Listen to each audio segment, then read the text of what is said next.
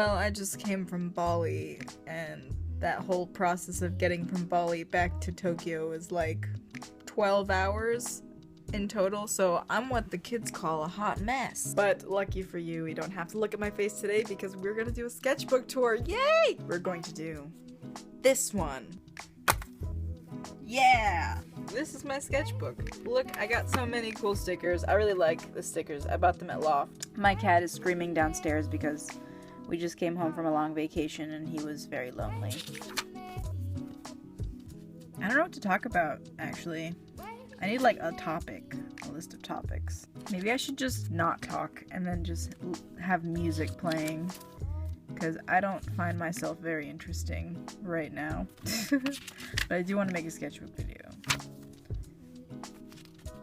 I don't really know what to talk about because I'm focusing on flipping pages. I guess that's, maybe I should just do a voiceover, but I still don't know what I would talk about.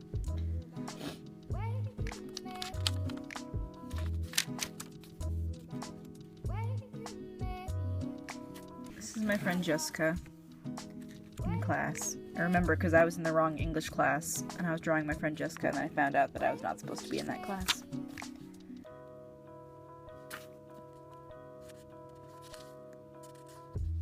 There's been a lot of controversy about this drawing. I can't seem to decide whether or not it's good because the eyes kind of freak me out. I bought this sketchbook at Loft. And I didn't know until like a little bit ago that Loft was a like crafts store. There's a bell. I already talked about Beginning the Beast in another video. Anyway, Loft. It's like I thought it was a clothing store, I guess, and so I never went in there, which is a shame because they have a lot of nice sketchbooks and stationery and pens and stuff.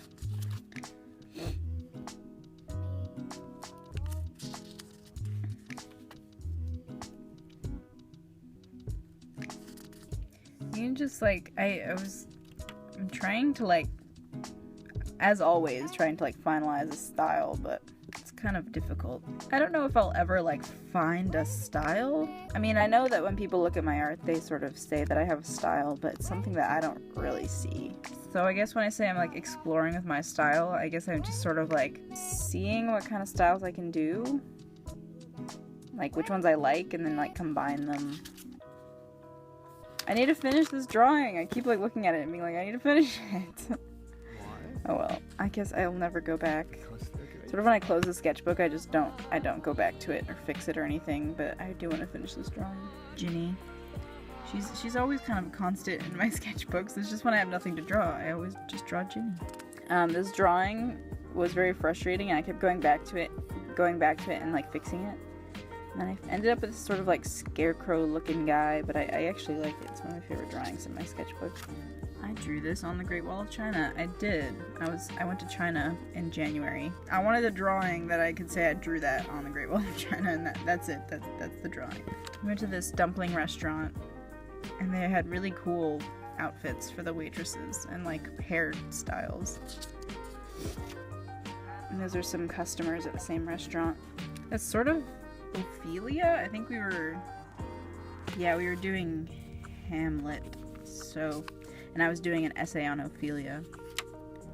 Her character kind of bothers me. Well, I guess once you're forced to write an essay about any character, they'll eventually start bothering you. I tried setting up a tripod, but it's one of those really small tripods. So I ended up just like holding it, and that's what I'm doing now. I'm just like holding the tripod, which is kind of defeats the purpose of the tripod. Manon versus technology. I'd like to get one of those like overhead camera things. That would probably make it easier to talk because I wouldn't be focusing on filming and flipping pages at the same time. And being interesting. This is, you know when you get those ideas like throughout your day and then like they keep bugging you until you're like, okay, I will draw them. And this was an idea for like a Harry Potter comic. And I still kind of want to do it. It still bugs me from time to time. But yeah, this is like my idea for this comic. That may come to fruition one day. I had a very disappointing pomelo, or pomelo, or however you say it, if you know what that is. It's a fruit that a surprising amount of people don't know about. But I got one in Bali, and I was like carving it and getting it open, and I was so excited. It smelled really good, and I tasted it, and it tasted like water, and I was like, what? Where's the flavor? I was so upset. It was the most disappointing moment of my entire life. Probably not, but it was a very disappointing moment. It's up there. So I guess in this sketchbook, in all my sketchbooks this year, I've been trying extra hard to sort of push myself out of the comfort zone of just like drawing heads, like heads from the side and from the front, busts. And I did do that a lot in the sketchbook, but I tried doing different poses, different creatures. I tried doing like different expressions for like one character, because I feel like I would do one character, and then when I tried to draw them again, it didn't really look like the same character, so I was trying to keep like consistency with character design, using different mediums. This is in watercolor. Yeah, this is the embodiment of art block right here. I don't even know.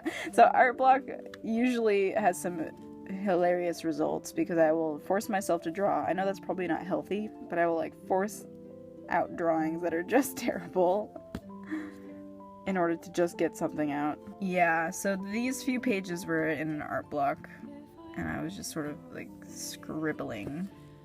Art block is very frustrating. I'm sure anyone who draws or does anything creatively like music or writing, they know what a block feels like.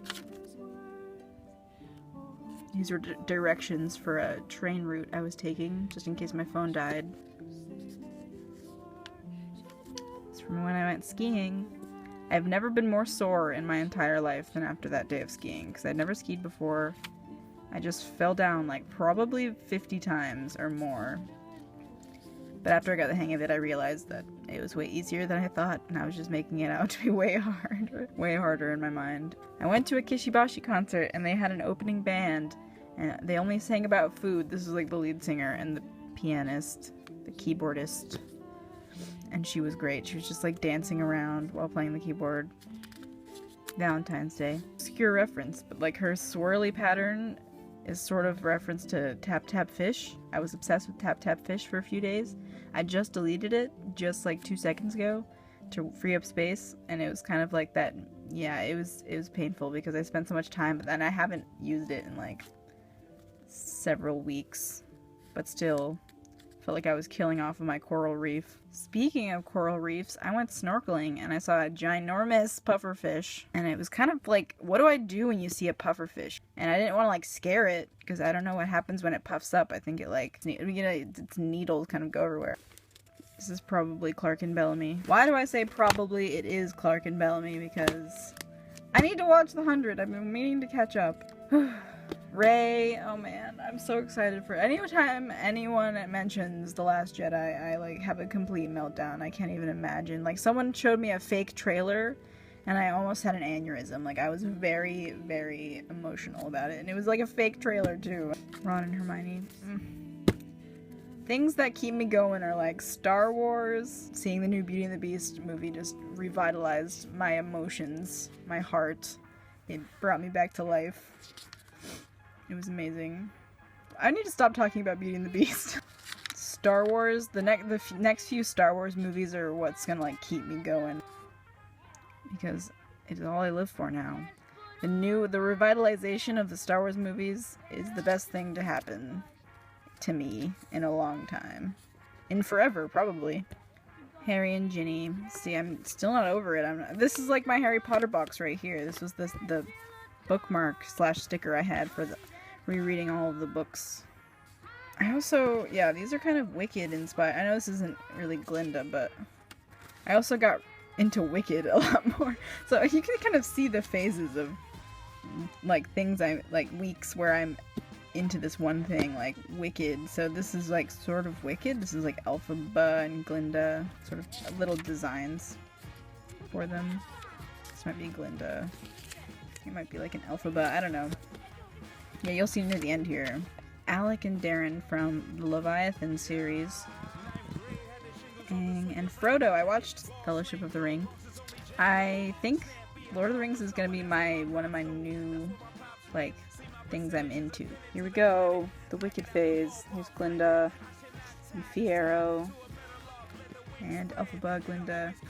Yeah, musicals. I feel like musicals were the first, like, my first passion. I'm in a very musical family, so musicals kind of were a staple in my childhood, and they're still beloved to me now. So these are my likes and dislikes for the Meet the Artist thing. These are people waiting for the train, and I sort of like drew them over this watercolor test page. I like how it turned out.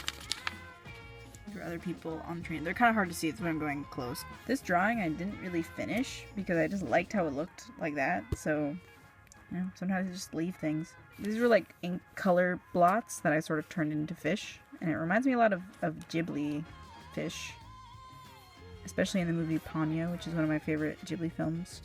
That's the end.